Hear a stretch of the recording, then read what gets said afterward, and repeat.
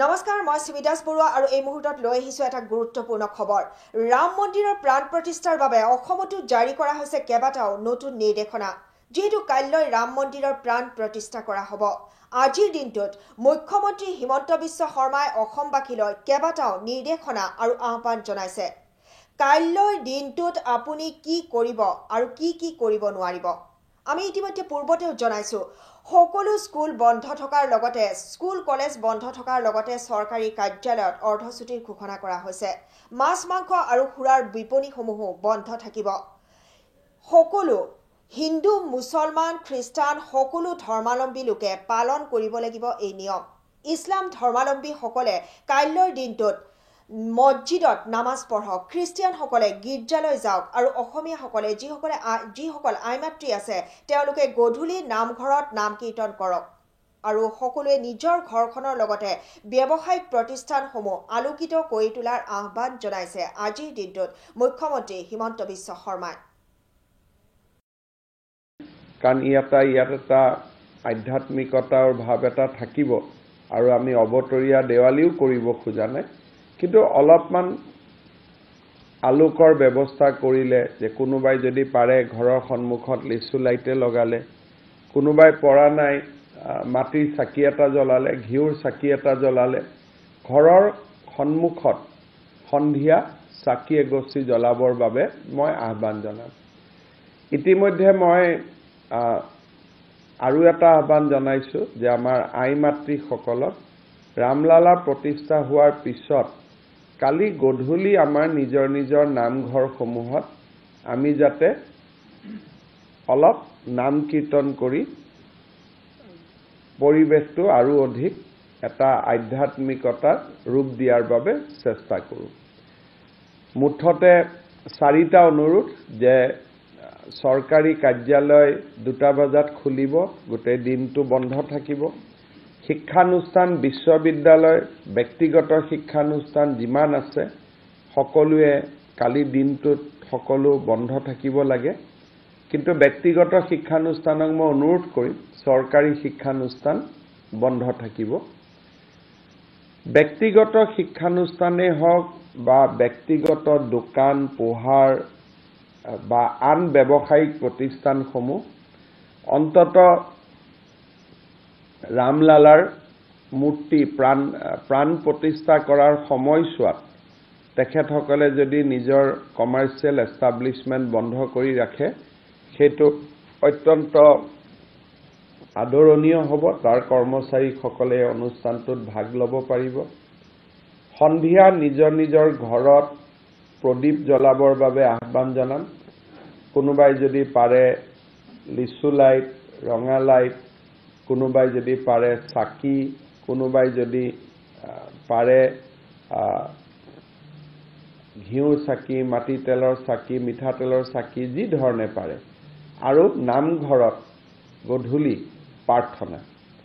আৰু এইখিনি কৰিবলৈ যাওঁতে মই আন ধৰ্মাৱলম্বী যি লোক আছে, আমাৰ ইছলাম বিশ্বাস কৰা লোকে হওক, গীৰ্জা উপাসনা কৰা লোকসকলে হওক, কালি সকলোকে মই আহ্বান জনাম যে সকলোৱে যাতে এটা স্পেচিয়েল প্ৰেয়াৰ বা স্পেচিয়েল নামাজ পঢ়ে, যাতে ভাৰতবৰ্ষত আমাৰ সকলো জাতি ধৰ্মৰ লোক আমি একেলগে মিলিজুলি থাকিব পাৰোঁ।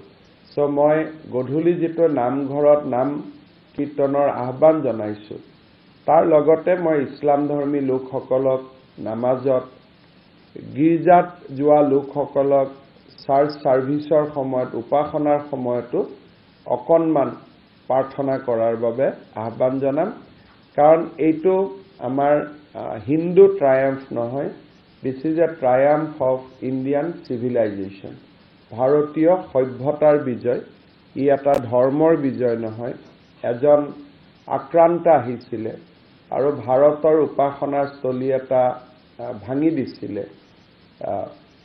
আমি সকলোৱে জানো যে বাবৰ এজন আক্ৰান্ত আছিলে। গতিকে আৰু সেই আক্ৰান্তজন এনেকুৱা নাছিলে যে অকল হিন্দুক আক্ৰমণ কৰিছিলে, তেওঁ ভাৰতবৰ্ষক পৰাধীন কৰিছিলে। গতিকে ব্ৰিটিছ কলনিয়েলিজিম আৰু বাবৰৰ আক্ৰমণ বা বাবৰৰ সাম্ৰাজ্য প্ৰতিষ্ঠাৰ মাজত কোনো দৰাচলতে পাৰ্থক্য নাছিলে।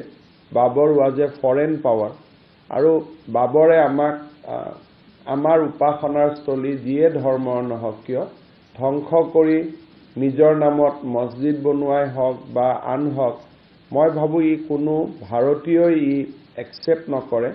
গতিকে কালি অসমত জাতি ধৰ্ম বৰ্ণ নিৰ্বিশেষে এই প্ৰাণ প্ৰতিষ্ঠাৰ মহা উৎসৱটো পালন কৰাৰ বাবে মই আহ্বান জনাম। কালি দিনটোলৈ মোৰ আৰু এটা বিশেষ অনুৰোধ যে স্বাভাৱিকভাৱে কালিৰ দিনটোত মানুহৰ মনত উৎসাহ থাকিব, আবেগ থাকিব। মানুহে কৰবাত হয়তো ৰাস্তালৈকে ওলাই আহিব, কৰবাত হয়তো অকণমান এটা যিটো সমদল বা অলপ উৎসাহ উদ্দীপনা, কোনোবাই ফটকাত ফুটাব। কিন্তু মই এটাই আহ্বান জনাম যে ইয়াৰ মাজতো সাম্প্ৰদায়িক শান্তি, সাম্প্ৰদায়িক সম্প্ৰীতি এইটো আমি ৰক্ষা কৰিব লাগিব। মই আমাৰ জিলা উপায়ুক্তসকলক ইতিমধ্যে নিৰ্দেশ দিছোঁ যে স্পৰ্শকাতৰ অঞ্চলবিলাকত যাতে কোনো মানুহ ওলাই আহিব নোৱাৰে। স্পৰ্শকাতৰ অঞ্চলসমূহত যাতে পুলিচৰ ভিজিলেন্স ভাল থাকে, পুলিচৰ পেট্ৰলিং ভাল থাকে আৰু বিশেষকৈ সেন্সিটিভ এৰিয়া অসমত বহুত আছে। সেই সেন্সিটিভ এৰিয়াবিলাকত যাতে এডুকুৱেট পুলিচ পেৰামিলিটাৰী ডিপ্লয় হয়। আৰু আমি ৰাইজকো অনুৰোধ কৰিম যে কালিৰ দিনটোত বহুত বেছি, কাৰণ কালিৰ দিনটো এটা নিজৰ ঘৰত, নিজৰ নামঘৰত, নিজৰ মছজিদত, নিজৰ গীৰ্জাতে আমি আবদ্ধ থাকিব লাগে আৰু এটা সকলোৱে নিজৰ যিটো সেন্সিটিভিটি বুলি কয় সেই সেন্সিটিভিটিটো কালি মেইনটেইন কৰাটো খুব উচিত বুলি মই অনুভৱ কৰোঁ। ব্যৱসায়িক প্ৰতিষ্ঠানসমূহে দোকান গধূলি খুলিব, গতিকে বিভিন্ন জায়গাত পৌৰ নিগমসমূহে কালি ভাল কৰি লাইটিং কৰিব পাৰে। দোকানবিলাকেও নিজৰ দোকানৰ সন্মুখত লিচু লাইট আদি জ্বলাব পাৰে। তেনেকৈ পালন কৰিলে নিজৰ ঘৰ, নিজৰ ব্যৱসায়িক প্ৰতিষ্ঠানত যদি আমি ইয়াক পালন কৰোঁ, কৰবাত চকত ওলাই গৈ কিবা কৰাতকৈ যিমানে পাৰোঁ নিজৰ ঘৰখন, নিজৰ ব্যৱসায়িক প্ৰতিষ্ঠানটো এইখিনিক আমি যিমান প্ৰদীপেৰে আলোকেৰে সজাই তুলিব পাৰোঁ সিমানে আমাৰ মনটো ভাল লাগিব। গতিকে অহাকালি দিনটো এটা ভাৰতবৰ্ষৰ সভ্যতাৰ এটা বিজয়ৰ দিন। ভাৰতৰ সভ্যতাই 500 বছৰ পিছত এটা নিৰ্ণায়ক বিজয় লাভ কৰিবলৈ সক্ষম হ'ল। সেইবাবে মই কালিৰ দিনটো অত্যন্ত শান্তি, সম্প্ৰীতি আৰু সমন্বয়ৰ মনোভাৱেৰে পাৰ কৰিবলৈ আহ্বান জনাম। এনেকুৱা ভাৰতত হ'ব নালাগে যে there is a competition between Ram Temple and Botodroba. গোটেই টিভিত এফালে ৰাম টেম্পল দেখাই থাকিব, এফালে মহাপুৰুষ শ্ৰীমন্ত শংকৰদেৱৰ জন্মস্থানত ৰাহুল গান্ধী গৈছে এইটো দেখুৱাই থাকিব। সেইটো অসমৰ কাৰণে ভাল নহয়।